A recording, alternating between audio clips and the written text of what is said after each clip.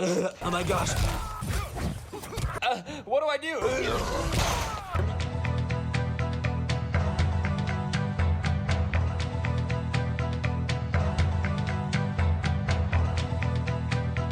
A bunch of new attacks are coming to Mortal Kombat 1, and in today's video, I'll explain them all. That's right, we're getting an early look at these attacks. In fact, I'll be covering stuff that NetherRealm forgot to mention, so look forward to that. Many of these new attacks are actual game changers, and apparently Sub-Zero is top 5 now, according to NetherRealm themselves. That's a pretty big promise, so let's start off with Sub-Zero. He's got a new move called Frozen Palm, which allows him to get full combos on his own now, without having to use his overhead, which is honestly really cool because one of Sub-Zero's main weaknesses is relying on cameos for meterless combos, and now he doesn't have to, so that's pretty cool, no pun intended. However, we don't know how much damage these combos do yet, so hopefully the combo scaling isn't too high because normally freeze combos are low damage. But thankfully you can re-freeze the opponent, which is great. You can freeze them with Palm, then freeze them again with the Ice Clone, all without spending any meter or using cameos. However, if you do spend the meter, the opponent stays standing, which allows you to jump in and do the overhead to keep the combo going. So that's definitely cool as well, since the overhead launcher is Sub-Zero's main way to get damage in this game. But once again, fingers crossed for the combo damage. I hope it's a decent 35% without cameo, because that would be about average in this game right now. And normally Sub-Zero gets below average combo damage without the cameos. I think we all know that by now. So after a year and a half of waiting, it would be cool if Sub-Zero finally did average damage without cameo assistance. But next up, let's talk Baraka, because this character got something really cool, and he deserves it because this character spent most of his lifetime being low tier. He started off really good when the game came out, but ever since he's felt lacking, especially at the competitive level, so it's nice he finally has something really cool. Baraka can sacrifice his fatal blow to enter a state where special moves all cancel into each other. That's right, so for example, you can fire his projectile and then cancel it into his slide. All of his special moves can now cancel into each other freely. It's really cool, and I can't wait to see what skilled players discover with these new combo route options. It's gonna be really amazing. However, there is one downside to this rage mode, as NetherRealm called it. Baraka does lose health the entire time, but thankfully it's not a huge chunk of health, so he is taking damage, and that's not ideal, but thankfully it's not too much damage. And unlike Mileena, who got a similar move in this update, Baraka is not stunned when the rage mode wears off. And hopefully Baraka can use the rage mode as a combo extender. We see Mileena do that, but there's no confirmation if Baraka can do a string,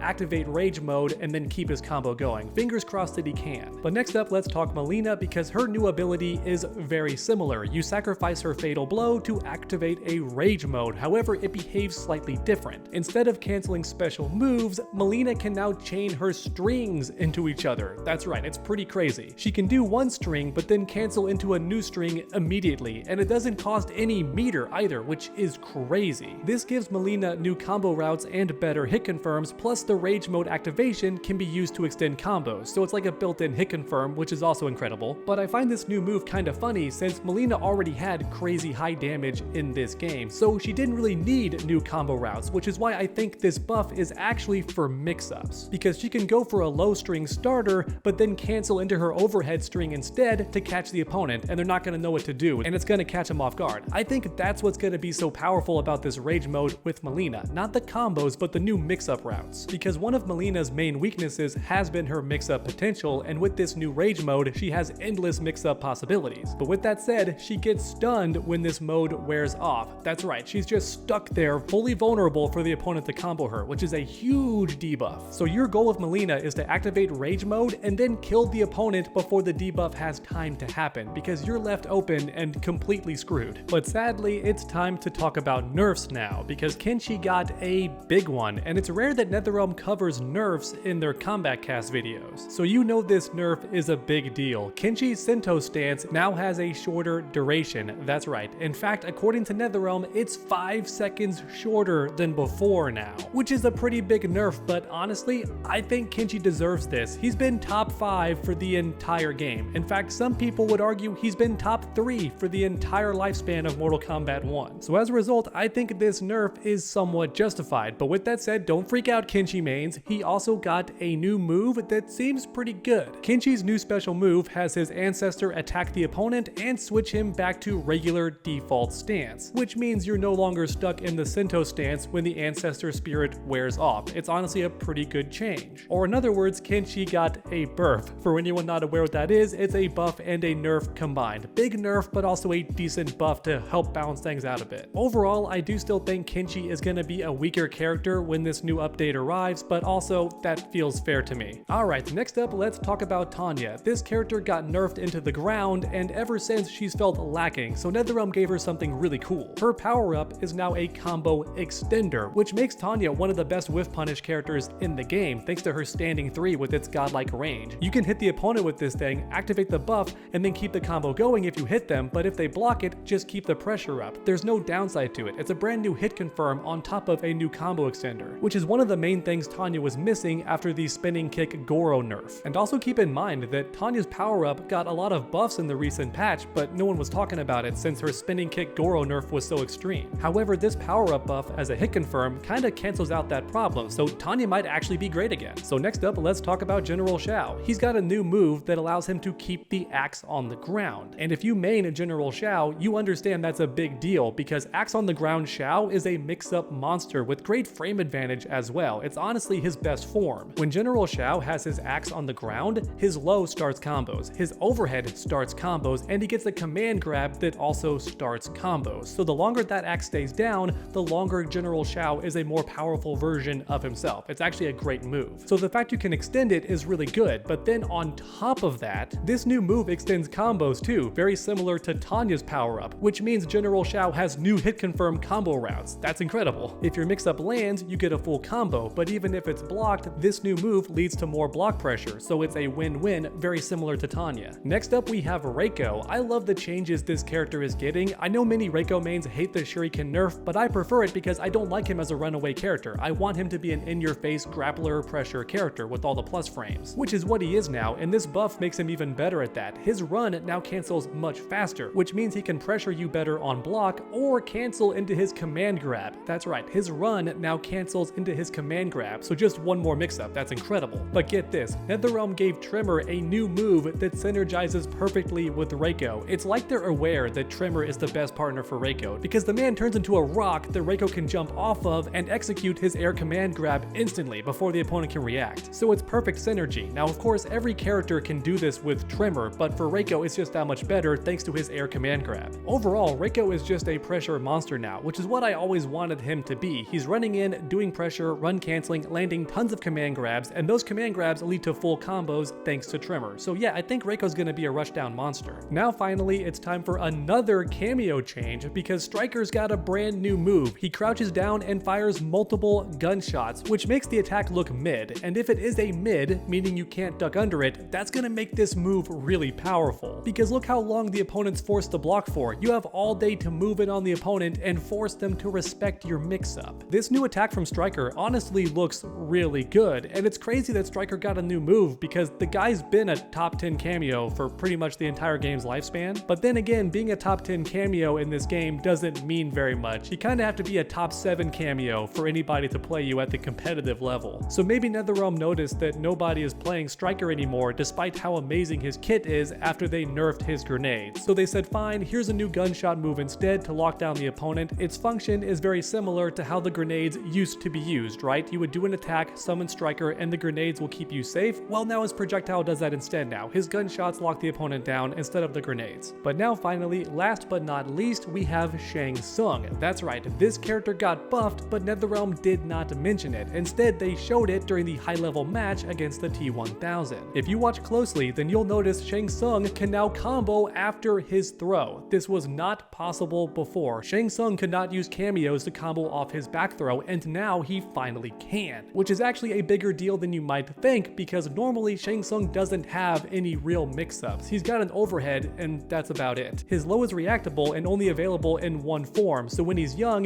you know the low is coming, and when he's old, you know the overhead is coming, right? He's not a mix-up character, but now his back throw leads to full combos, which means he finally has a mix-up situation to make the opponent guess with. Which is why, in my opinion, this buff is a pretty big deal for Shang Tsung players, and I'm glad that Shang Tsung keeps getting getting new stuff in every update because he started the game being a little bit lacking. And even a long time after that, he was still a lacking character. Only in the recent updates, when he's getting new abilities, new shifting options, has he become a more solid character. And now, thanks to this throw mix-up, I think Shang Tsung is finally going to be a force to be reckoned with, especially at the competitive level. But alright everyone, that's it for today's video. Every new move in Mortal Kombat 1 that we know about so far explained in a bit more detail than NetherRealm gave us initially. So if you enjoyed today's video and learned something new, please leave a like down below. It helps my channel out a ton. And if you haven't already, please subscribe and ring that bell so you never miss any future videos. My goal this year is to reach 500,000 subscribers, so please help me get there by subscribing and ringing that bell. But also, make sure to come back next time, and as always, stay underdogs.